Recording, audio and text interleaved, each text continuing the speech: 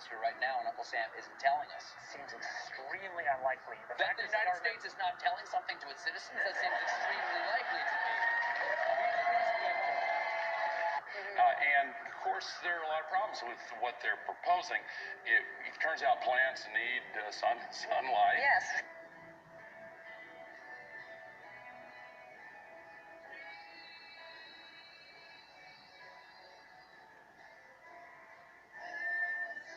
Have you gotten some grief for suggesting this? Sure. I mean, this is like writing a book as the case for leprosy. Well, first of all, let me ask you this question, because there's a rumor, I don't know if this is true or not, that some scientists are trying to figure out a way to block the sun to try to slow down global warming.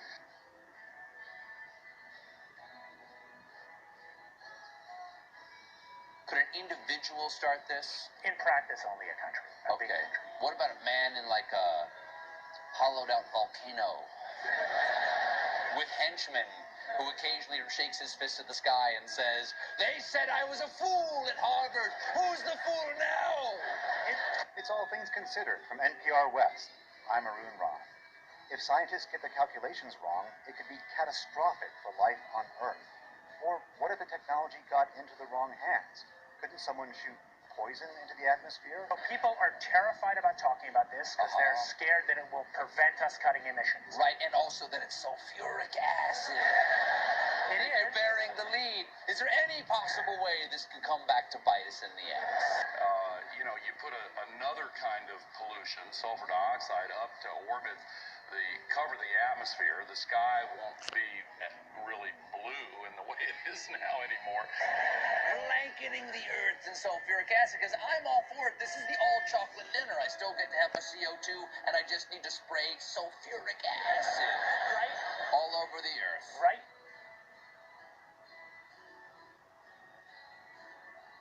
But we put 50 million tons of sulfuric acid in the air now as pollution, and it kills 1 million people a year worldwide. Okay, and that's So good or bad? It's terrible. But it'll be better if we put more in. So if it kills 1 million people and It's we're only bad. doing 1% more, we're just killing 10,000 more people. You can do math. So killing people is not the objective here.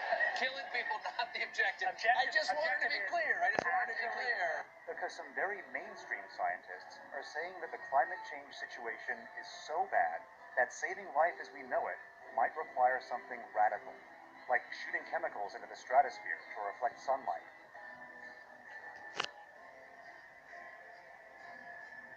This is the kind of stuff I wake up sweating about. Exactly. Well, it's your goddamn idea. No, it actually turns out to be an old idea. This was Really? known since President Johnson. And the scientific community mostly decided not to talk about it. What happens to the sulfuric acid after it's sprayed? Does it just stay up there? No, it rains down. Okay. But as I said, it rains down. Okay. It's a tiny addition. Okay. And you put, say, 20,000 tons of sulfuric acid into the stratosphere every year, and each year you have to put a little more, and this doesn't, in the long run, mean that you can forget about cutting emissions. We will need to rein in No, emissions. we'll get to it eventually. But Yeah. it In the does. meantime, we're shrouding the earth in sulfuric acid. So is that you could actually spray sulfuric acid in the stratosphere 20 kilometers over our head and use that to stop the planet warming up in a kind of ugly tech fix. You could spray something into the atmosphere to change. Okay. Spray pollution into the atmosphere to stop it warming. So in the end, pollution saves them all. We owe pollution. We owe acid rain an apology, is what you're saying. A totally imperfect technical fix. Okay. It would have risks. It wouldn't get us out of the long run need to stop polluting, but it might actually save people and be useful. The sky won't be really blue in the way it is now anymore. The chemtrails are being used in conjunction with HAARP. By spraying metal oxides into the air above enemy skies, then directing ELF waves from HAARP to heat those metal oxides, the temperature of the sky is raised to more than 100 degrees Fahrenheit, preventing the accumulation of water vapor that would otherwise form clouds and produce rainfall. For somebody who's actually out there violating the ethics of their job to promote geoengineering. I'm going to talk about geoengineering but I want to share a story with you. Every time I'm asked to speak, I public speak for a living. I'll go into that, but I don't get nervous to speak to you. What I get nervous about is not getting emotional telling you my story. Because in 2002, shortly after 9/11, like a lot of military veterans, I raised my right hand and I took an oath to the Constitution to hopefully do something meaningful with my life. 19 years old, unsure what I wanted to do. So I enlisted in the U.S. Air Force. My job in the U.S. Air Force was working in bioenvironmental engineering. So what bioenvironmental engineering is in the Air Force is equivalent to that of the OSHA and the EPA, if you're familiar with that. So we were an embedded liaison to make sure that we were tracking all of the aspects and impacts of the military, meaning what is the military doing and how is it impacting the environment, because we were accountable for that. Being government, we did not get any special treatment. We just couldn't be fined being another federal agency. EPA can, but not OSHA. So from the health side, it was knowing what you do in the Air Force. What does your job entail that is hazardous to your health? And I'm going to give you an example. Let's say that you were an aircraft painter, you were a mechanic. My job would go out to make sure I knew everything that you did, what you were exposed to, and how to mitigate and engineer out those hazards. Because we needed to, one, it's your legal right to be working in a safe and healthful work environment. So throughout 9 years, I worked as an industrial hygienist and an environmental specialist. There's two bases I was at that are called Air Logistics Centers. What does that mean? It's not like a fighter wing, it's not really fun and amazing. What they did is they took aircraft that around every 10 to 15 years, they were required to be dismantled down to the last screw. So that meant every single industrial process you can think about, checking the metal integrity, making sure everything's good to go, or sometimes overhauling equipment. Part of my job in tracking the health hazards was to look at any time someone wanted to buy a chemical, any type of chemical. It was ordered through a system, and in that system, I had to go in there and say, the country we're in, we're not allowed to use this. We need to substitute it out with something a little less hazardous, while also maintaining the integrity for a technical order, meaning for that process, it says you must use, xylene or toluene to do this process. Well, I have to kind of fast forward. I want to say around 2006, I started kind of opening my eyes to how the military wasn't really what I thought it was. And people approached me knowing what I did for a living and said, have you ever heard of chemtrails? Well, I hadn't. And that sparked my interest. So I went online and I looked at chemtrails. I saw a lot of, debunking, a lot of sites that were just kind of calling it a conspiracy theory.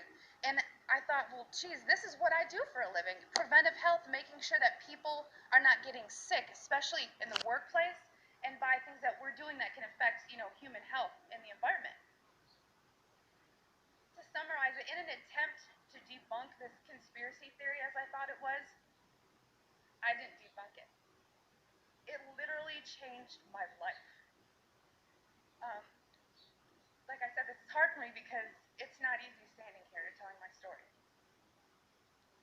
One day I was going through that computer system, which if you want to look it up, it's called an Air Force Form 3952. It is the approval of hazardous materials. I was finding tons and tons of large quantities of aluminum, barium, strontium in the forms of oxides and sulfates.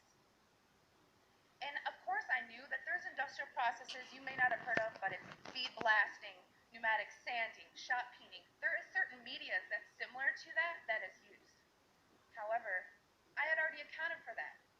I would sit and look at this computer system and say, this shop wants to order this paint. I'm going to tie it to a task. We had to know what was being used, why it was being used, tracking it cradle to grave, and how we were going to dispose of it to be compliant with OSHA and the EPA. One of the legal requirements in approving these is looking at what used to be called the material safety data sheet. On that sheet, it's going to list the manufacturer. It's going to list some maybe required personal protective equipment that needs to be used or some ways to mitigate the exposures.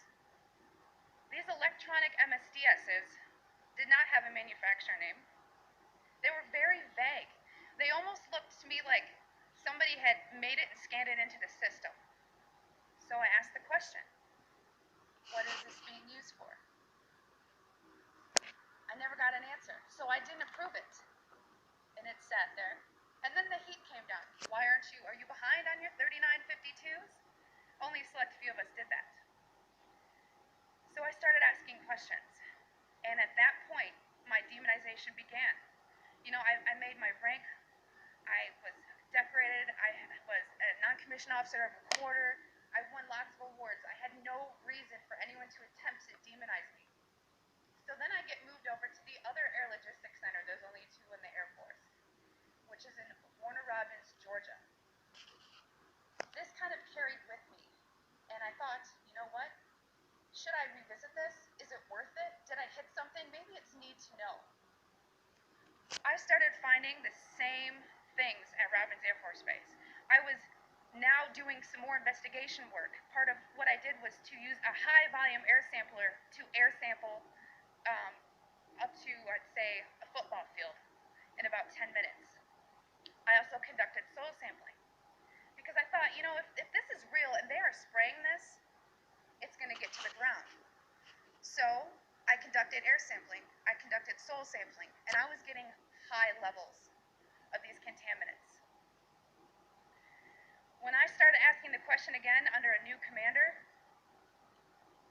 I never in my life thought I would have somebody look me in the face and tell me, I am questioning you.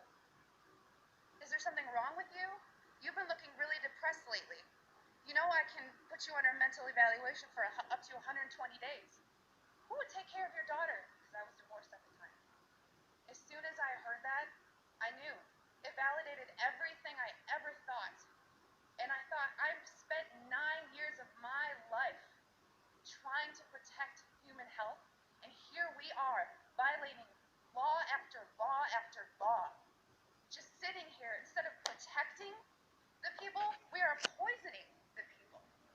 And I've never got up so much courage from that fear of being thrown in a cage, because when you're in the military, folks, you're a number. You are a number, and every aspect of your life is controlled. I was so lucky that my enlistment was coming up and I was supposed to re-enlist. I ran and did not look back, and I have been blowing the whistle and shouting ever since. And I left October 27th, 2010.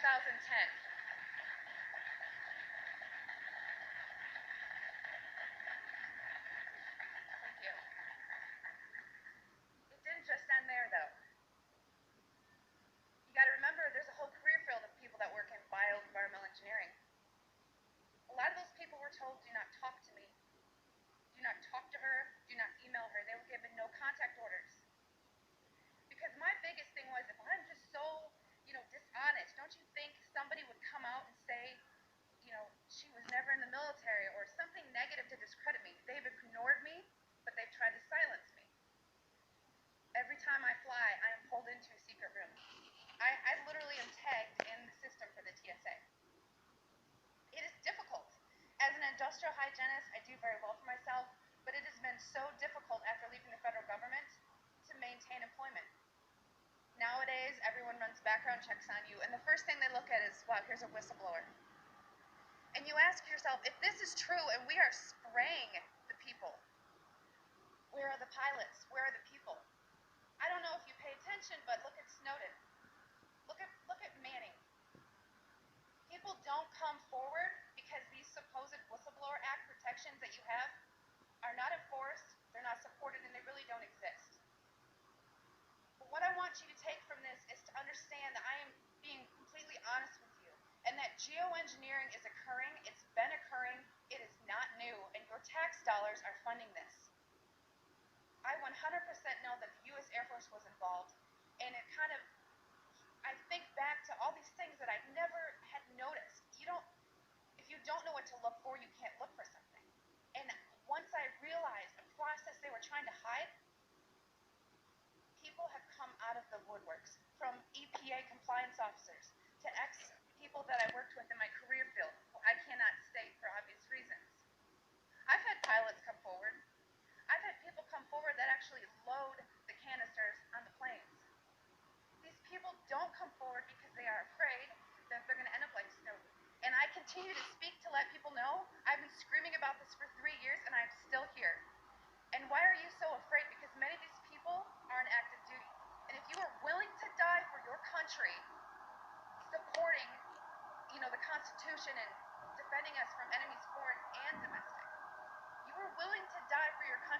but now you're scared. You are scared and cowardly to talk about this. So I'm not just speaking to all of you in this room, I'm speaking to all those people that are going to watch us online and watch it on YouTube. Because you can come forward, you can help expose this, and we can stop it. So many people want to ask why. Why is this occurring? That's for later thought. From weather modification to weather weaponry, there's numerous reasons under Agenda 21 and tons of theories. But my job as an industrial hygienist is to make sure that I comply with the laws and enforce them. So it is unethical every day for all the other people that are out there that work in preventive health or even physicians that aren't speaking about this. They need to. So one thing I want to tell you is what you can do about it. The biggest hurdle that we have is disinformation sites. I never say them, but I'm going to today, so that you know if anyone ever gives these to you as a reference to debunk you, it's Metabunk and Contrail Science. Those are two websites that are ran by a government shill named Mick West. And he is a computer gaming programmer who tries to tell you about persistent contrails. So somebody who isn't even credentialed in chemistry or physics or ecology, none of that, is trying to tell you that you're crazy. Okay? So also on social media, don't just hit the share button. There are links. You have to understand that I have met people who used to be purposeful disinformation trolls, as we call them. These people are paid to pretend that they're you, to get you on board to believe a website or an article, just so that you look so vulnerable. And then later it will be deemed non-credible, and then you look non-credible. So please vet, research. And if you have something to write with, I want you to take down my email. It is Kristen, Kristen, Megan, Meghan, @gmail.com. And by emailing me, I can give you some information for what I'm about to tell you. You still don't believe it, or you still want to convince people? There's something you can do. You can take a glass jar. It needs to be a glass jar, so there's no BPAs. Take a rain sample and take a snow sample. I try to disencourage the soil sampling because everyone's background of where you live is different. Because a lot of the materials that are used in geoengineering are natural occurring in Earth, just not in the industrialized form that they're used. So if you take these rain samples and you take the snow samples, email me. Because I cannot publicly tell you where to send them, because we've actually been blackballed by labs who refuse to run our samples. And a problem that is occurring is people are sending in rain samples to labs that don't realize how low the limit of detection needs to be, because these are nanoparticulates. They're very small. So if you email me, I can tell you where to send in your samples, and it's only around $50. That may be tough on some people, but it's way cheaper than maybe what you assumed. So I just want everyone to know and understand that of all things, of all the freedoms that we are losing, geoengineering is the #1 issue that we are facing. Because you can have guns and money, and you can have everything. If you don't have food and water, and you are dying of respiratory or neurological illnesses, what does it matter? So you've heard about vaccines, and you'll hear, about smart meters, and you'll hear about other issues like fracking. These are all systemic effects. We are getting overexposed to toxins. People will tell you fluoride's in the water, but it's not a lot. It is a lot, because you're getting it everywhere in your food. Water that you drink, everything is washed with that water. And you're getting your vaccines. All this, it's a coupled systemic effects, and our bodies cannot metabolize these toxins. So I just want to thank you for taking the time to listen to my story, and I will continue to shout from the rooftops